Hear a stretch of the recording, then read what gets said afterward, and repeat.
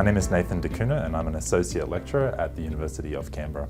As you may know, dementia is the second leading cause of death in Australia, affecting almost 500,000 people, and the leading cause of death among women. And I've had a very personal connection to dementia throughout my adult life so far. Straight out of high school, I worked in residential aged care for 3 years. So I was very connected with people with dementia during that time. And then both of my grandmothers were diagnosed with Alzheimer's disease and actually moved into the aged care home that I was working at. Then I got interested in research a couple of years later. I originally got interested from a personal perspective in trying to learn about dementia and be able to understand research so that I could potentially prevent dementia for myself later in my life. And during that time, my mum got diagnosed with dementia as well.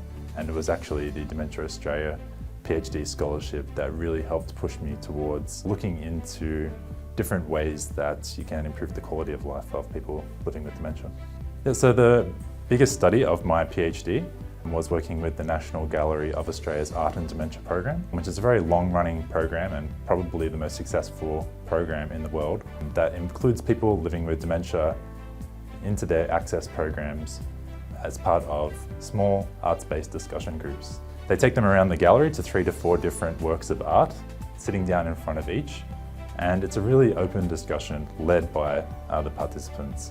For example, I remember when we were there, we were looking at some Australian art, a farm in Victoria, and some of the participants were from Victoria or had lived on a farm, and it just brought back all of these memories, and being able to observe that and just see them getting quite emotional that they're actually able to remember some of these things. I think it's just a really great example of how powerful art and dementia programs can be.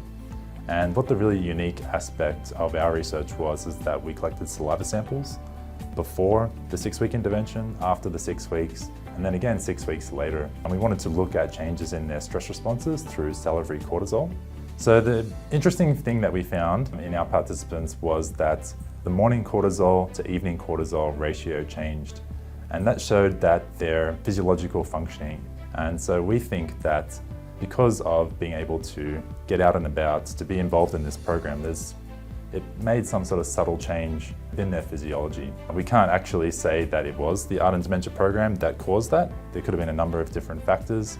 And also we need to replicate the study as well with a control group and a longer study and potentially with more participants before we can actually say that that change was meaningful. Another aspect we looked at in my PhD was to see if we could measure benefits from bringing the outside inside into residential aged care.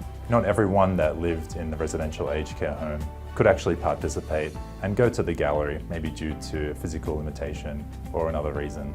So one of the reasons we wanted to see whether these virtual experiences could provide benefits was for those people who are unable to go out into the community as easily as some of the residents that were participating. So that's why we looked at the virtual intervention as a way that they could engage in some of these interesting type experiences like virtual cycling. And the interesting thing that we did was we had people cycle around Canberra with a GoPro on their head, filming interesting locations around Canberra that we could then show to residents on a projector and that they could cycle along to. And really we wanted to see whether they enjoyed this mostly and whether they could enjoy being around other people while doing it. The Dementia Australia Research Foundation PhD Scholarship has really been able to launch me into research into dementia and quality of life of people living with dementia. The study that we did with the National Gallery received worldwide media attention. It was on the front page of the Canberra Times, it was on TV, and it was on very well subscribed blog posts in New York and London and Sydney Morning Herald and so on. And so sort of getting that exposure from the research that we did, it really helped me to form connections in the dementia space, particularly around Canberra and also other parts of Australia as well. I mean, dementia is incurable at the moment, and there is a lot of focus on prevention, treatment, and curing dementia.